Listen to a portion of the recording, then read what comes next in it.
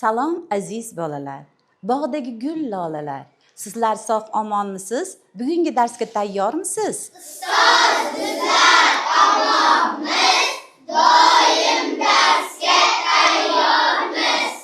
Jamiyat taraqqiyotida ustozlarning o'rni beqiyos. Ayniqsa boshlang'ich ta'lim bosqichida faoliyat yuritayotgan pedagoglar bolalarning ilk bilimlari, dunyoqarashi va hayotga munosabatini shakllantirishda katta mas'uliyatni zimmasiga oladi. Chortoq tumanidagi 43-sonli umumiy o'rta ta'lim maktabining boshlang'ich sinf o'qituvchisi Nargiza Tursunova ana shunday fidoyi pedagoglardan biridir.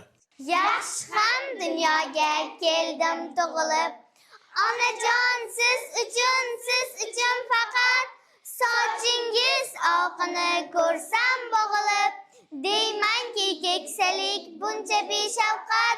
1995-yil maktabni a'lo baholarga bitirib, Namangan davlat universitetiga o'qishga kirib, 2000-yilda mana shu dargohga, o'zim o'qigan maktabga boshlang'ich sinf o'qituvchisi vazifasida ishga keldim.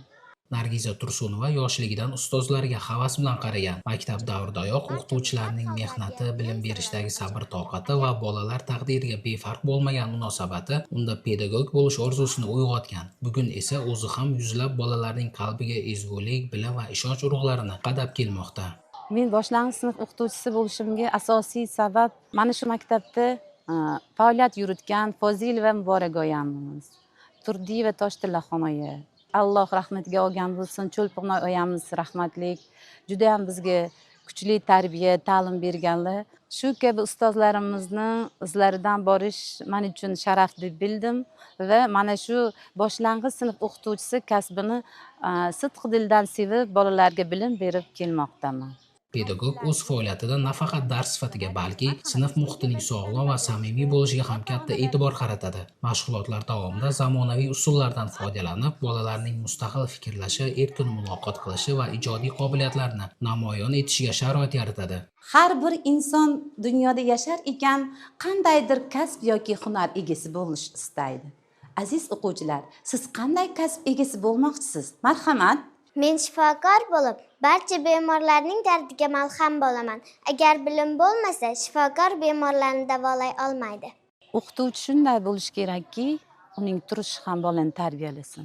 Men har bir darsimni bitta asar deb qabul qilaman.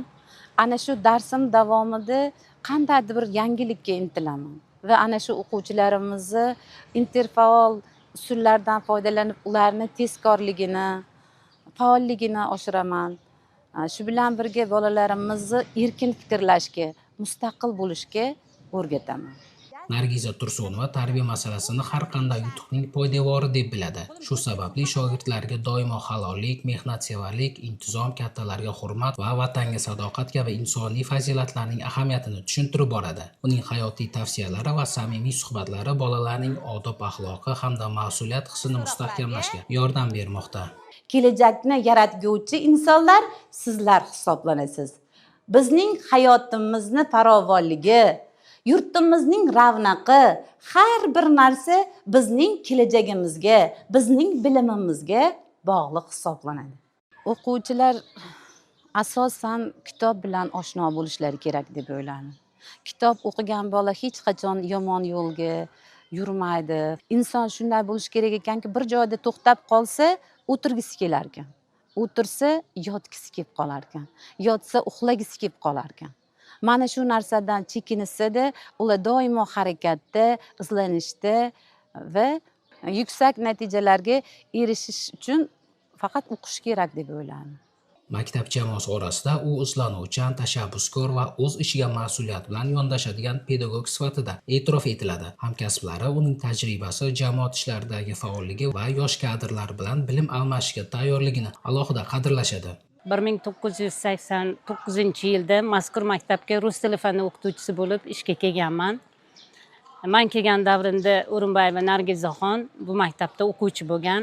Mana 96-yildan bu o'quvchimiz o'qituvchilik kasbiga ega bo'lib maktabimizga ishga olindi. hozirgi davrga qadar ishlab kelyapmiz. Bu o'qituvchini eng namunali ilg'or pedagoglar sifatida taniyman. Ta'lim samaradorligini oshirishda ota-onalar bilan hamkorlik alohida o'rin tutadi. Nargiza Tursunova bu yo'nalishda muntazam muloqot olib borib, farzandlar ta'limi va tarbiyasiga oid masalalarni birgalikda muhokama qiladi. Bunday hamjihatlik bolalarning qiziqishlarini qo'llab-quvvatlash va mavjud muammolarni o'z vaqtida bartaraf etishda ijobiy natijalar bermoqda. Eng asosiysi vaqtdan unumli foydalanishlari kerak. Ota-onalarimiz farzandlarimizni vaqtlarini behuda ketkazmasliklari uchun iloji boricha ularni ko'proq e'tiborga olishlari kerak. Asosan har xil ko'ngilsiz voqealar bekorchilikdan kelib chiqadi. Shuning uchun bolalarimizga eng ko'p vaqt ajratishimiz kerak deb o'ylayman. Pedagogning faoliyatida oila a'zolari va yaqinlarining qo'llab-quvvatlashi ham alohida o'rin egallaydi. Ularning ishonchi va daldasi yangi marralar sari intilishda mustahkam tayanch bo'lib xizmat qilmoqda. Mana shu ish faoliyatim davomida eng quvonarlisi shundaki, umrbodlik sertifikatga ega bo'ldim. Oliy toifali o'qituvchi bo'lib, direktor jamg'armasidan 35% ustama olaman hozirda. Bundan tashqari 2025-yilda milliy sertifikat egasi bo'lib, 50% ustamaga ega bo'ldim. Hozirda mening maoshim juda ham o'zimni qoniqtiradi. Mana shunday sharoitlarni yaratganlari uchun avvalambor prezidentimizga ming bora rahmat aytaman. Sababi yurtboshimiz pedagoglarga bo'lgan hurmatlari, e'tiborlari juda ham katta. Buning uchun biz prezidentimizdan juda ham minnatdormiz. Mana shu darajaga erishishimga asosiy sabab avvalambor ota-onam deb o'ylayman. Ularning ko'magi yordamida men o'zimni shunchalik intiluvchan, harakatchan, izlanuvchan qilib tarbiyalaganlar sabab mana shu darajaga erishdim. Qolaversa, turmush o'rtog'imning ko'magi, oilaviy sharoitlarimiz hammasi bir bo'lib meni mana shu to'g'ri yo'ldan borishimga asosiy sabab bo'ldi. Har qanday sharoitda ham o'qiyman degan bola o'qiyveradi-da. Harakat avvalambor harakatga bog'liq, izlanuvchanlikka bog'liq. Qanchalik izlanib, harakat qilib ilm olaman degan inson bo'lsa, bundan ham yuqori natijalarga erishishi mumkin. Bugungi kunda Nargiza Tursunova o'zining fidokorona mehnati, kasbga bo'lgan sadoqati va yosh avlod kamoloti yo'lidagi sa'y-harakatlari bilan jamoa, ota-onalar hamda shogirdlar hurmatini qozonib kelmoqda. Bunday pedagoglarning samarali faoliyati esa ertangi kun egalarining bilimli, ma'naviyatli va barkamol insonlar bo'lib voyaga yetishida muhim omillardan biri hisoblanadi.